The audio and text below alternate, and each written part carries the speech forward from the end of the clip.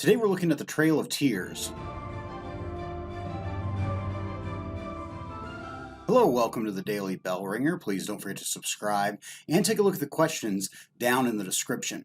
The Trail of Tears was the forced removal of Native American tribes from their homeland under the Indian Removal Act of 1830. Between the years of 1830 to 1850, nearly 100,000 Native Americans were forced to leave their homes and relocate by foot to Indian territories west of the Mississippi River.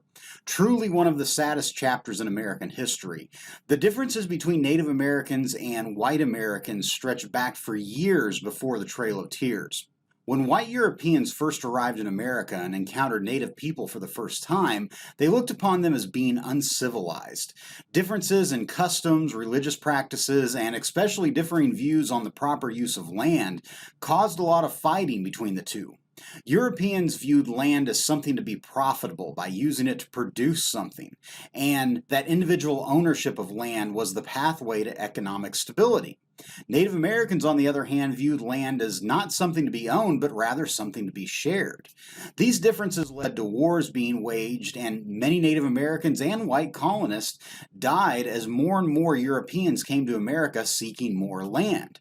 As the United States formed and became its own independent nation, the expectation became that Native American tribes abandon their own traditions and adopt white American culture, such as converting to Christianity, learning to speak English, and accepting European ideas on land ownership and economic practices. By the early 1800s, many tribes had accepted these practices, and in the areas of today Georgia, Alabama, Tennessee, and Florida, there was the 5 civilized tribes, which included the Cherokee, Creek, Seminole, Chickasaw, and Choctaw nations.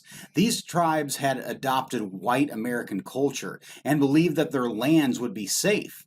However, white Americans still wanted more land, and with the invention of the cotton gin in 1793 that made growing cotton extremely profitable, the push to get more land, especially in the southeastern part of the United States where the climate was perfect for growing cotton, it really kicked into high gear. In 1828, Andrew Jackson was elected President of the United States, and prior to becoming president, he had been a general and had fought wars against the Creeks and Seminoles to get land in the southeastern part of the United States.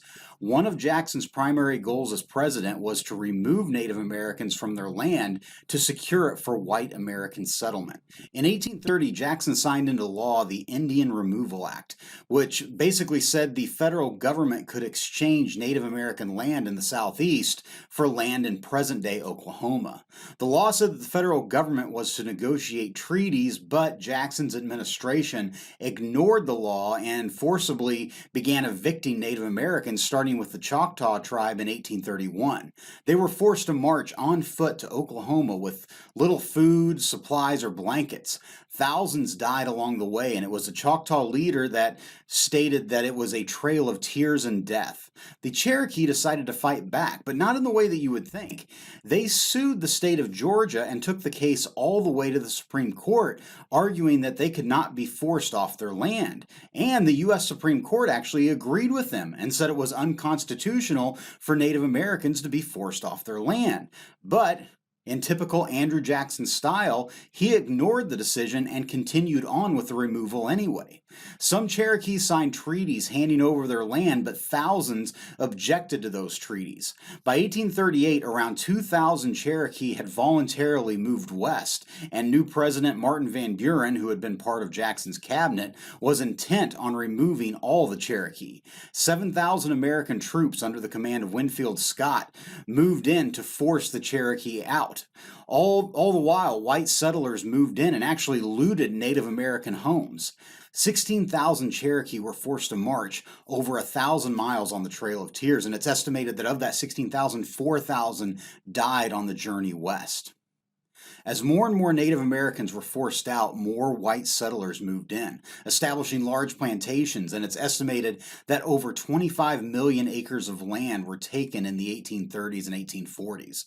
Native American tribes that relocated were promised that their new land would not be taken away, but as the 1800s wore on and manifest destiny took hold, more and more white Americans moved west, and eventually even those lands were taken from Native Americans. The Trail of Tears is truly one of the greatest tragedies in American history, and is a moment in which we see the greed and ambition of man trampling the lives and rights of others who simply wish to live peacefully. It's extremely important that we learn from these mistakes and never allow them to be repeated. So with that, hopefully you learned something, and thanks for watching.